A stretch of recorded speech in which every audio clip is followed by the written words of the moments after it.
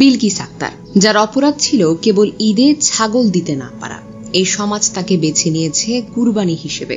বিলকিস আক্তার ছিলেন চট্টগ্রামের বোয়ালখালীর এক সাধারণ ঘরের মেয়ে। বয়সটা খুব একটা বেশি না, এই 20 পেরোনো তরুণী। মাত্র 4 মাস আগেই স্বপ্ন জড়ানোর সাজে বউ হয়ে পা রেখেছিলেন স্বামী মোহাম্মদ জাহেদের সংসারে। ভাবেননি এই সংসারই একদিন হয়ে উঠবে মৃত্যুর মঞ্চ। তার অপরাধ কেবল কুরবানির ঈদে বাবার বাড়ি থেকে ছাগল দিতে না পারা। ঈদের আগে কয়েকদিন ধরে স্বামী ও শ্বশুরবাড়ির লোকজন কটাক্ষ করে যাচ্ছিলেন বিলকিসকে। ছাগল আনোনি, কিছুই আনোনি, তোর বাপকে কিছু দিতে পারে না। বিলকিস নীরবে সবকিছু সহ্য করছিল, কারণ সে জানতো তার বাবার সামর্থ্য নেই। বাবা একজন রিকশা চালক আবু সৈয়দ। বিলকিসের অসহায় বাবা বলেন, আমার সাধ্য অনুযায়ী মেয়ের বিয়েতে সব দিয়েছি, ঈদের জন্য কিছুই দিতে পারিনি, তাই জামাইকে কথায় কথায় শুধু অপমান করে। তবে এত অপমান আর কটাক্ষ বিলকিস সহ্য করতে পারেনি। তাই 8 জুন দুপুর 1:30 চট্টগ্রামের বোয়ালখালীর পূর্ব গোমদন্ডি আইস ফ্যাক্টরি রোডের ভাড়া বাসা। দুপুরে বাড়িটা ফাঁকা। বিলকিস নিজের শোবার ঘরের সিলিং ফ্যানে ওড়না পিটিয়ে ঝুঁকে পড়েন।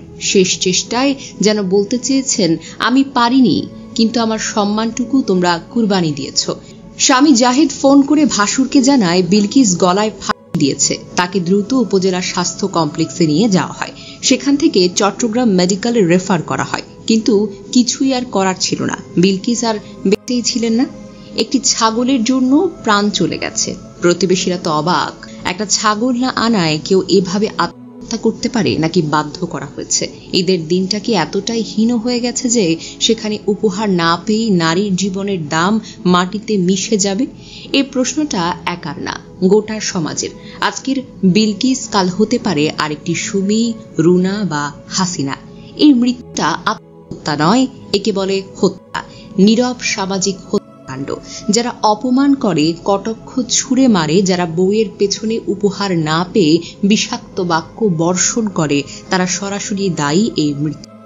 বিলকিসের মতো হাজারো নারী আজ মানসিকভাবে জর্জরিত হয়েও চুপচাপ সংসার করে যাচ্ছে। অনেকে আর ফিরে আসতে পারছে না। এই সমাজকে কেবল গহনা, ছাগল, টাকায় নারীর মূল্য কি নির্ধারণ করে? নারীর সম্মান কি এখনো এতটুকুই ঠুনকো? যৌতুক মানে শুধু টাকার লেনদেন নয়, তাচ্ছিল্য, খোঁটা, উপহাস্য, এক একটা নীরব নির্যাতন। আর প্রতিবার ঈদ এলেই নতুন করে শুরু হয় এই নির্যাতনের উৎসব। বিলকিস আজ নেই, কিন্তু রেখে গেছে এক রক্তাক্ত বার্তা। অপমান আমরা আর চাই না। ধিক্কার জানাই সেই সমাজকে যেখানে উপহারের নামে অপমান করে। ধিক্কার জানাই সেই স্বামীকে যে স্ত্রীকে ছাগলের চাইতেও মূল্যহীন ভাবে।